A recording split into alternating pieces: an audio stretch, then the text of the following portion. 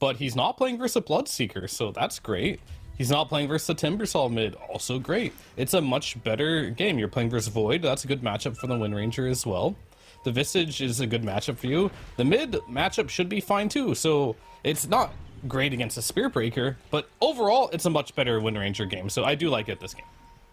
Well, we're already going to see a potential brawl coming out early on as Entity marching in with 5, and it's only 4 euros. The hook connects from Kataomi.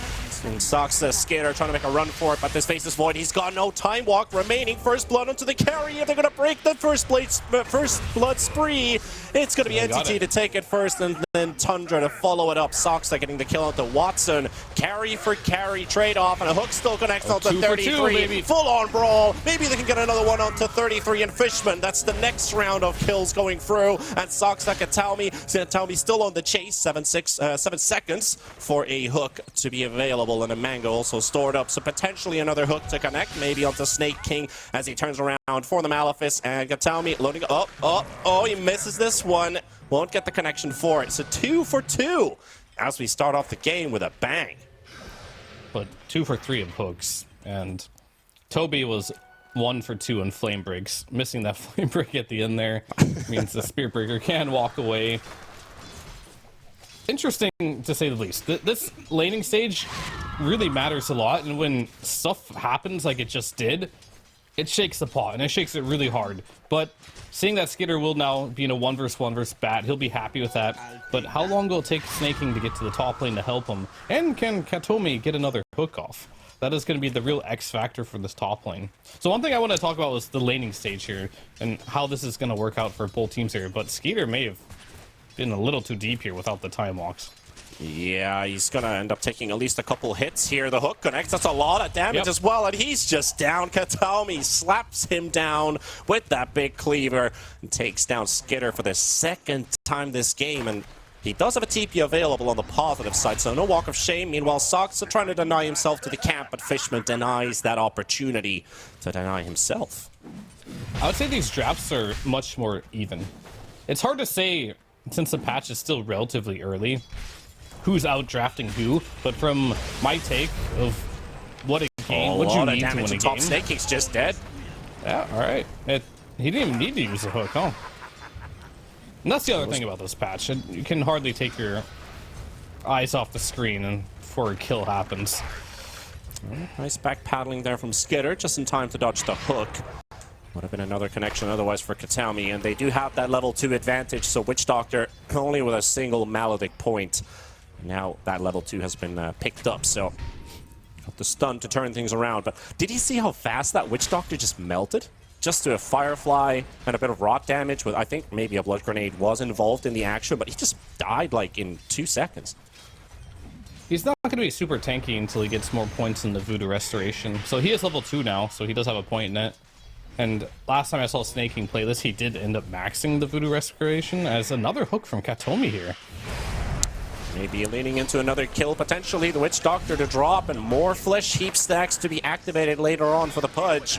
And Skitter, he does have a jump available, so he should be fine. Toby just wanting to maximize that Firefly damage onto him. And Entity off to a pretty good start, considering they were like 0-3, 0-4 last game. They're now 6-2, and they actually get the chance to push Soxa under the tower in the bottom lane while they're fighting at top at the same time. Soxa will survive, and by the looks of it, Skitter too. Soxa still very low on HP. Fishman chasing him around, and 2 seconds for a charge. Should be fine. He's going to yoink the bounty rune on the way out too. No Hydra on misses for Fishman today. Going to get hit by the charge too, so Soxa gets the chance to live. There's a Watson coming in from the other direction though. Misses the shockwave, but gets to skewer right click, and that's your dead Spirit Breaker. 7 kills for Entity now. Yeah, Entity or Oni, I did want to make a small talk about drafting and what's better in the patch. And really what matters is, can you get to the point where you can kill enemy heroes in the mid game? And if you can, then I feel like your draft automatically can be played, and especially if you have Kataomi here just hitting every single hook. Yet again, another hook has been hit on the top lane. Yeah, and that's a big battle too. While there was a charge going into the bot lane, but Skitter's the one to drop first, so another kill on the Void, plus a Flesh Heap stack, as they were looking for Watson in the bot lane as Soxa was charging in.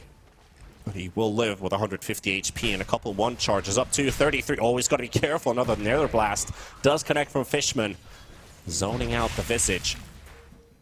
And that's a pretty awkward pause because Katami, he's just respawned. He's TPing in the trees, but do they see this teleport? I think they do. No, I think it should. No, be they don't. trees. I don't think they do, it. actually. Yeah. No, they don't. He chose that spot very specifically to not be seen. Fog just shows very weird when you're looking at Tundra's POV. You can actually see the TP, but he's in the middle of trees, so they shouldn't be able to. Yeah. Interesting TP. I wonder if he's going to run directly at 33 or not. But I thought just looking at the drafts that Tundra might have the edge in the laning stage. But the one X factor for me was always going to be the Pudge. And of course, the early game engagements too made things super weird. Because for me, top lane, you probably should have won this with the Void and the Witch Doctor, assuming you walk to the lane 2 versus 2, no pregame shenanigans. But there was pregame shenanigans. Didn't expect the hooks to be there on point. Snaking was a bit late to the lane, so now all of a sudden this Batrider is crushing the top lane. Bottom lane, same story because of what happened in the pregame. Now all of a sudden this Magnus is completely free farming. They can't really apply any pressure to him. Fishman end up getting 2 bracers. Now they're ahead of the laning stage with a what I would consider a more unconventional type of draft here. We haven't seen carry mag that much recently. We oftentimes see it in the offlane position. There has been a resurgence of the Wind Ranger in the mid lane, however, but they don't have like that traditional type of carry like you see in Tundra with like the Faceless Void. Well, let's see how this unpause comes out. Soxa does have a charge available. There's a very, the temptation to just charge Watson here, but he's not going to get the kill. However, can 33 get close enough for some soul assumption stacks? I mean, or is the Spirit Breaker just going to die or TP out? He's just charging into the lane by some time, but the hook will connect. And there we go. Soxa to drop. Katami now 7 flesh heap stacks, if I'm reading this correct. I think you just take that, but I'm pretty sure Soxa was in the tower because he disconnected. No gentleman's agreement there. They're just going to take that kill. Gotta take what you can. Very important for Entity as well to get this laning stage go better than what it was in the last game. Also, a bit of a change up in Storm's itemization. If you look, he does not have the rod built up first. He's looking for a straight Maelstrom. Could still change. Maybe he's just clicked in the Maelstrom for now and could be just debating us, but we'll see if that's the mid lane. choice. Speaking of it, 9 goes in aggressively here. Is that enough damage? The 3-point dagger? Nah. One Enough more to tick send him required. home, though, so that's already a win. He might lose 2 waves here under the tower. 9's going to pull the wave to the side. He should. Is he going to make it? At least good enough to get it into the tower. Like, what he was trying to do there was pull the wave to the side so that whole wave would go into the tower, and as you're healing up, you don't get that EXP. So he'll miss a couple creep waves and the flag bear. So pretty good mechanics there for 9. As the 6-minute rune will be coming out soon. Well, we've got a time dilation popped in the top lane as Snake King going to get burned slowly down by Katami. Here comes Soxa with the charge in, looking for the Batrider kill first. It looks like it will take place, but Snake King, he will drop as well. Katami, indeed, 7 flesh heap stacks built up right now, and that might be number 8. Who's going to drop first? Cardi gets the kill. The catapult will finish off Pudge. And Soxa to drop right after, so he was a bit too far away. However, no XP granted for the Pudge. Cardi MVP.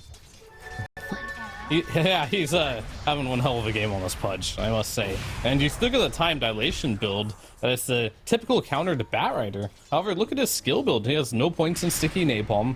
Just going for the flame break into the Firefly. Oh, they got the hook, and they get a kill before he dies. Yep, he finally drops the 9. Maledict was up and running. So that's going to be Stormer to fall. Witch Doctor just rotating in. 9 was like 2 right clicks away from dying, but he was juking him around the trees while Witch Doctor was just Maledict right clicking him away and drops down that Wind Ranger. First death. And if you look at his CS, this Wind is still not off to a good start. He might not be off to a good start, but his Pudge is now a higher level than him from the mid lane and higher net worth. So Pudge is like, I got this, guys. I'm the new mid laner. Time to make a transition. Let's put our 4 as a 2. Pudge is level 6 and the 3rd most farmed hero in this game. Solid. All going according to plan, while Saksa was trying to contest with the Wisdom Rune. Wasn't able to get it as the Shackle Shot connected first, and a kill for Entity. Even more experience. Bottom lane, Katomi smoked up. Do they know Dismember's available? RP is in the middle of the creeps, but... This Pudge is level 6 and Visage isn't. Oh dear, no birds. This Pudge is just dominating this game. It kind of looks like, I was looking at the stats from Entity versus Liquid when Kataomi was just popping off. He was in the top 5. He was actually in the top 3 kills average players after the first day. And on a Pudge, and he's continuing that same pace. This guy's second in net worth. And that's what the panel was talking about. They wanted to see this Pudge. Even though when they saw it, I think it was Tigo, wasn't sold on Stormstormer. Alright, he's not going that deep. Let's see if he's sold on Kataomi, though. Still battling against this Wind Ranger. Gonna have to soak up the majority of the damage. Skitter coming in. He's got the time dilation up. So this wind will drop. The hook does connect, though, but a bash instantly as he lands. However, damage is coming in. Is it gonna be enough, though, to kill Skitter? One more second with the jump. He should be fine. Gonna get some of that regen out, too. So Skitter gets himself a kill with the involvement. Rotating into the mid lane as a carry, and snaking. Oh, poor snaking. 10 flesh heap stacks 8 minutes in on a support Pudge. That is quite the something. Meanwhile, Watson's being bullied by Saksa here. He's fairly low on HP, gets the skewer under the tier 2 tower, and that is a tower that hurts a lot at these levels, so Mask of Madness popped on Watson, pokes back the Spirit Breaker, forces Saksa to run away. But look, you guessed it, Kataomi's here! Oh, what a beautiful hook! Absolutely perfect read from Kataomi! Reads the charge! Oh my goodness, we need to get a replay out of that. That was solid gold. Yeah, this is one hell of a Pudge performance, to say the least. Oh. At this point, it's mid-Pudge, and we've got support Windringer. Yeah, it sure is. When is it time for Tundra to strike? That's really going to be the question of the day. You see Skeeter, he's not going to have the same performance as last game as, so we might get a replay here. Yep. Oh, look at there that. It is. Swell. Oh, they put it in slow motion too. Oh yeah. And that was pretty much a blind hook. That was just a guess. There's no vision whatsoever as he landed that hook. But well, he just missed the mid hook, so his fire is gone. Hopefully not too much, because we've enjoyed seeing it so far. But Tundra, they want to pay their respects onto the side of Entity's map. The Purple 5 will keep Fishman alive from these ancient creeps. There goes the Sonic Wave, and the dagger should finish off Pogna. Saksa is going to have to give in or forfeit his life for this one. Toby to pick up his second kill of the game. And he'll get the stack as well. He's pretty happy with that. Toby having a great laning stage since the beginning until now. Into the Vanguard, probably getting into Mana Boots. Disassemble them both right into the Octarine. It feels like every single patch, it's like, what items can we buy to disassemble into better items? And it seems the offlaners have found their new thing to do, which they typically do end up doing most of the time, finding one size fits all type of item build, like the Wraith packs, the pipe, whatever it might be. Nerfs to the pipe, nerfs to the Vanguard. You still buy it early, but they're really just pieces for the early game to be built into that Octarine for later on in the game.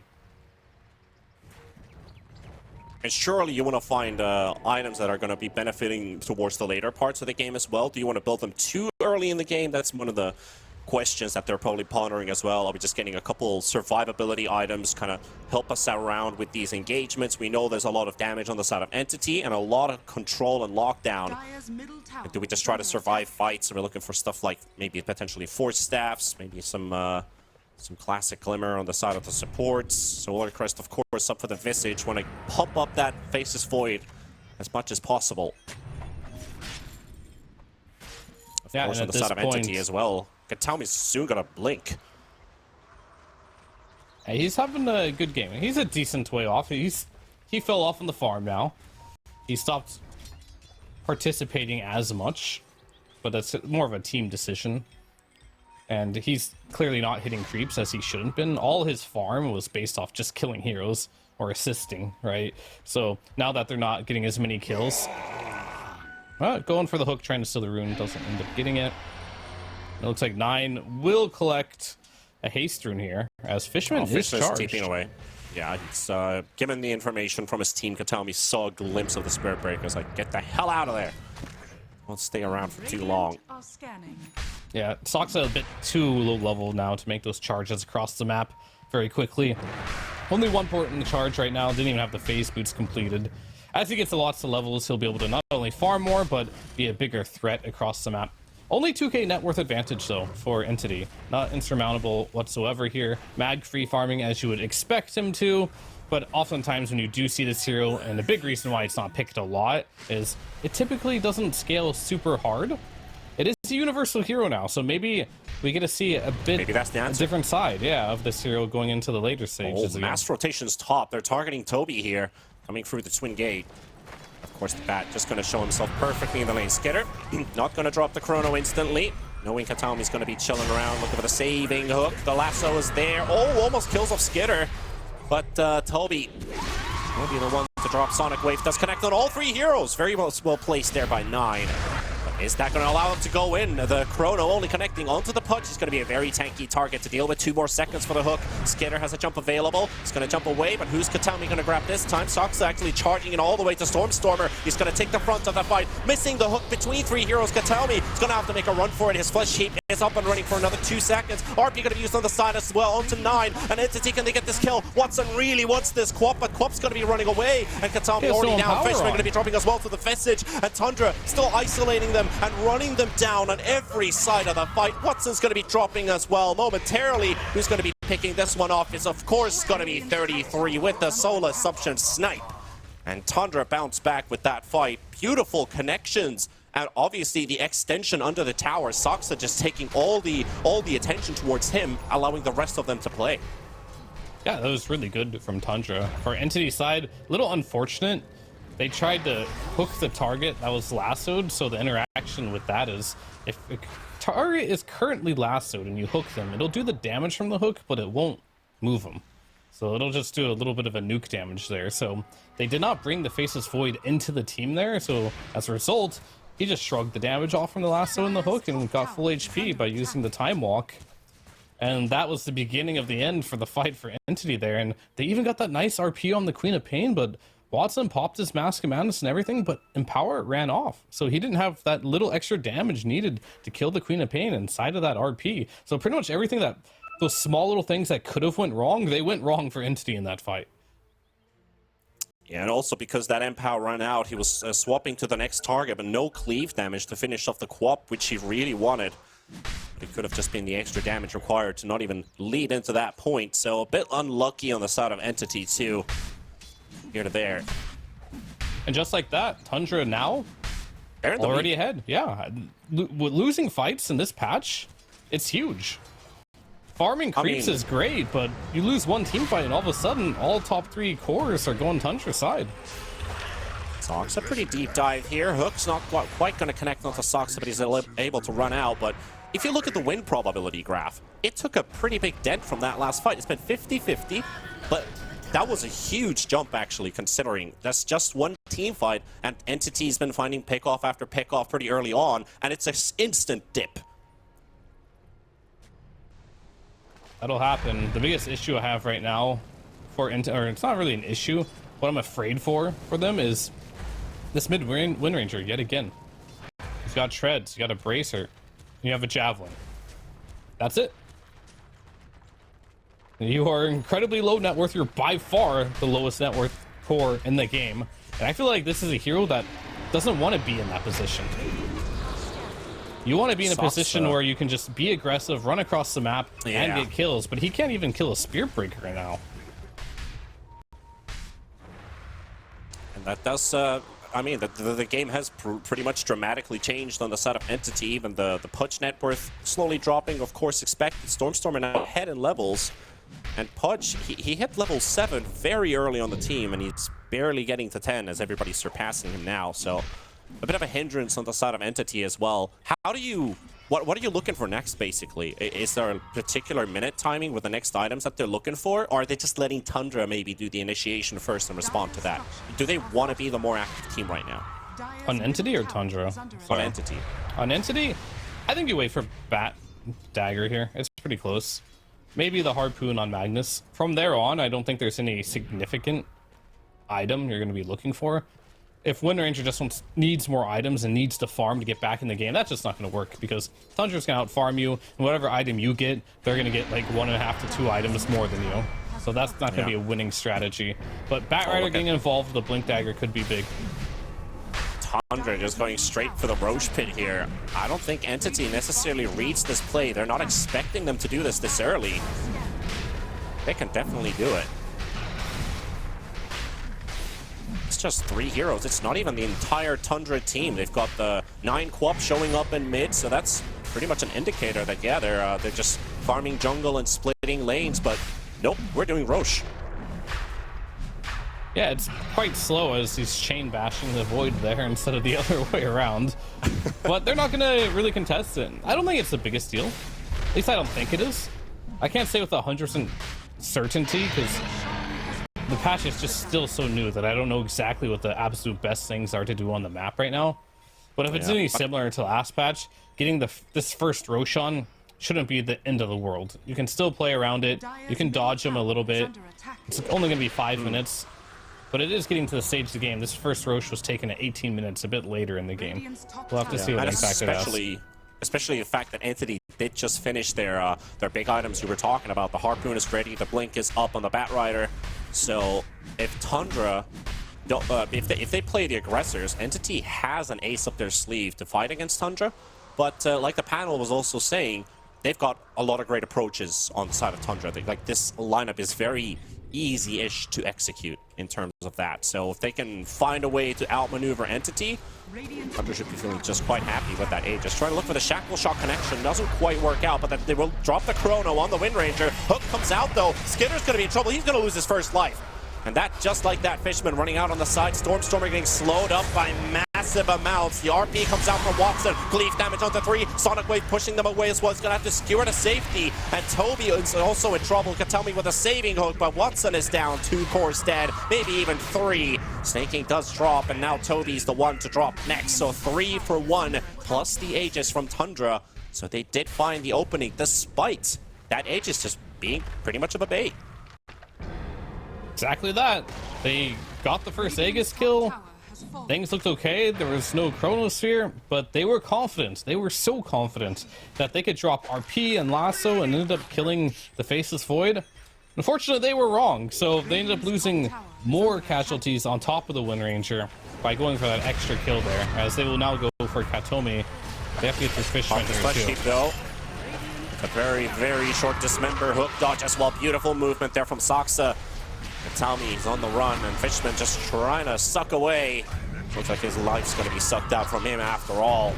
And interesting interactions there, as they do manage to push 9 all the way under the tier 2 tower, and he might just be losing his life, but he gets the blink out of time. Oh, it's just a bait. It's just a bait after all. Stormstormer the one to drop, even with the lasso used up. It's not going to lead into real kills here. Toby the hook comes out as well to Saksa, pushing him under the tier 3 this time, but Toby dead, and it's just damage control on the side of Entity, and they can't keep Watson. They can keep Katami alive, but Tundra, 0 heroes lost.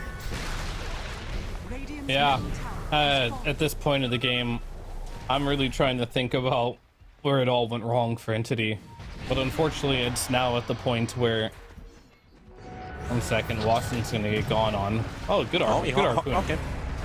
Nice little Harpoon play, but the time but it looks cool. Different type of hook. So here's what Entity tried to do. They picked the Wind Ranger mid, which it's fine. It didn't really work out. It could have been a play issue. It could be Wind Ranger's overrated, whatever it might be. That's not really what I'm going to focus on the most, but that is an issue. The other issue at hand here is, let's look at utility items. We picked the bad off lane. He goes for Blink Dagger, Octarine. He had an okay laning stage, but none of those are team items. Those are for himself. Yep. You look at Pudge, he also has a Blink Dagger, an item. for himself, some initiation. So now they lost one team fight. You're playing into this Visage who has Pipe, Solar Crest. You're playing into Witch Doctor who innately has utility items in the Voodoo Restoration, but also now has a Pavis going into a Glimmer Cape. You got Drums on the Spear Breaker. They're playing the Auras game. And it's incredibly hard to stop a team that's winning that has Auras. They will fall off in the Ultra late game, but how often do we see teams get there? Now? Yeah. That's going to be a big issue. They will get the lasso play onto Visage, knowing that these auras need to be dropped out from the fight first. Saksa looking for the charge, but he gets harpooned away by the Magnus. But at the same time, they've got the Batrider locked down, and the initiation from Entity is going to cost them 2 heroes. This Fishman's also going to be dropping. Tundra just running them down. You see what I mean? Though, like, the items you built are doing what you want them to do, which is get the initiation and jump. But if you lose a couple fights here and there and the auras become overwhelming, it doesn't matter if you hit your spells. This is where you get caught in a situation where it just feels kind of hopeless. And it's a set amount of damage you block with all these things like Pavis 300, Glimmer Cape 300, then you have your pipes as well, which is going to block 450. It's not that hard to burst through into the ultra late game, but right now in this mid game, 22 minutes in the game, it's pretty much impossible. So now you're in a situation you don't have a choice but to dodge. But if you're dodging, Tundra can just take whatever they want. Also, a pretty good indicator of how much damage Tundra is actually taking is when they were taking the Tormentor with the Voodoo Restoration and all the aura buffs. They were barely taking even 10% on all of their heroes. So normally when you see like 2-3 heroes taking the Tormentor, they're like going down to 50, down to 40, down to 30 maybe even, and barely getting through with it. Tundra has no issues whatsoever. Definitely not. Entity is going to be in big trouble. Well, they just have to keep farming and splitting and hope at one point that Tundra do some high ground push that is unsuccessful. And by unsuccessful, I mean they dive a bit too far. Someone else would call that a throw. However, that is kind of like the situation that they're in right now, because a straight 5-on-5, yeah, don't even think about it. It's not happening. Unless you can get some 5-man RP, even then, they don't have the damage to kill all the heroes if they manage to get a pipe off or some glimmer, the Voodoo Restoration running. I really think it's in that type of situation. A 5-man RP won't even win them this game. Yeah. And right now, it just feels like it's all down to Katami landing a hook for him to make an easy play. Otherwise, you have to use Lasso for a target, but Watson already getting punished here. Very low on HP, too. Skitter loading up for that chrono opportunity. If they stacked up a little bit more, 9, it's just fine after that hook. I'll just blink away. No cares in the world. No dismember, because he had to use it defensively to save Watson there. Because he did pick up the charge. And I believe he bought that himself, did he? Because, yeah, Tundra stole the enemy Tormentor, and their Tormentor's still alive, so you end up using more net worth. It's a slight utility item. It definitely helps. Best thing he probably could buy in this moment. There's that one player you're going to feel bad after this game, especially as an Entity fan. You're like, Katami, you had such a perfect start for the game, but it has no impact whatsoever for the last 10 minutes. An Entity that's just going to end up losing another core. Stormer getting ganked by Saksa and 9. This is where you have no map control whatsoever, and a Spirit Breaker is going to be charging you at every possible moment. And a line has been drawn by Toby. We cannot overextend this line. It's turtle time. You gotta do what you gotta do. Sometimes you gotta turtle it up and hope the enemy makes mistakes. As you are playing versus Spirit Breaker, though. Yeah, and Watson, okay, again, the harpoon to prevent the stun from connecting. It's a couple hits in, but again, the Solar Crest sent Phylactery is working against them. Skitter, BKB does get dismembered in the high ground, but they're not going to get anything out of their Magnus. Just gets blown up in the low ground. Maybe the kill onto the... Okay, they didn't get the Basis Void, that's something. But still down to 3 heroes to fight against 4 of Tundra. Sox does the next one to fall. Toby's about to die. Stormer getting hit by that Death Ward. And leading into his death, namely Ice Snaking, and Fishman is going to be the next one to drop. But I don't think there's too much left of a fight. I mean, they can still try these plays. The Fountain will help out Katami. Get himself a kill on the Quap, so a couple cores do end up falling. And Katami, he's going to man up. Where are you going, buddy? That's just an Ultra for 33. Okay, doing a favor for you. We're giving freebies now. Yeah, I mean, he's giving a bit of a freebie, eh? It is what it is. So 33, he's still up. And there's no heroes here, so he can just push this tier 3 tower. Have to worry about the Magnus, though. He'll probably just end up backing. Go do the Tormentor here. He should be able to do it. The sustained heal of the Witch Doctor. Did Watson have his BKB last fight or not? Because he has it now with a 9-second charge. No, he did not. So he didn't even get to the high ground. Maybe potentially get a RP follow up from the skewer. So he had no tools to get out of there. He was just slaughtered in the low ground there. Even if he did have it, by the time the stuns ran out, there was no point pressing it. Yeah, like there was he tried to skewer someone onto the high ground, but he got hit by a bird stun. So he just dropped his skewer right on the spot. But these things are good for Entity, as funny as it does sound. It's not great, they're still losing hard, but they're getting their BKBs. They're all building what I like to call selfishly for their own heroes and their own timings, which means they're going to scale fantastically into the late game. However, you have to get there. So things like Queen of Pain ending up in the enemy fountain and stuff really buys them some time to have a chance to win this game by extending. Even though they are still losing in net worth, however, all it takes is 1 or 2 kills later on in the game. That net worth lead can disappear real fast, and Sox is doing a great job breaking smokes. Yep. He's going to scout them out for sure, and now the Birds, we'll see Katami. They put down the wards as well. We'll see 33. But it is the Pudge that they're hunting right now. He's the primary initiator. 33 pops out his shard. He's going to be living for a little bit longer. Dismember going to get cancelled out by the Birds, and Sox a push to the low ground into the chrono from Skitter. They're going to finish off Katami and targeting Magnus right away as well. Oh, he put him going low to get pushed to the low ground by Sox, so they're just going one after the other down the cliff. But it doesn't matter. Entity already down by 2. Toby's going to be dropping 2. A Stormer, he won't have the damage to fight back. And again, snaking. And 33. They've got this Wind Ranger in check. Did you see how much damage 33 was taking from Stormer? Plenty. He was being tickled. He was being tickled, yeah. Literally, he was being tickled. He was out-regening his damage from the Voodoo Restoration. And that's your Wind Ranger, by the way. His goal is to break through the Gravekeeper cloak and kill the Visage. That's part of the reason why Wind Ranger is good versus Visage, but this game is in a situation where Wind Ranger can unleash her full duration of focus fire and just tickle 33. Yep, I guess that's time for Wind Ranger to do some more target practice. Katami will land the hook, but at this point a lone hook isn't going to do much. He loses more HP than what he's able to deal back. Healing battery coming out from Fishman, trying to keep this Pudge alive, but 9 really making his life miserable. Fishman has to back away. Stormer pops out. That Lincoln's off of 9. RP coming in for the back for Watson, but it's going to get stun locked one after the other, and they just can't get the damage from that RP. And Entity losing members and probably losing the game here as well, as the GG tap out comes out and Tundra clean 2-0. The power of the auras in this one. Good one, Fish. Good one, Fish.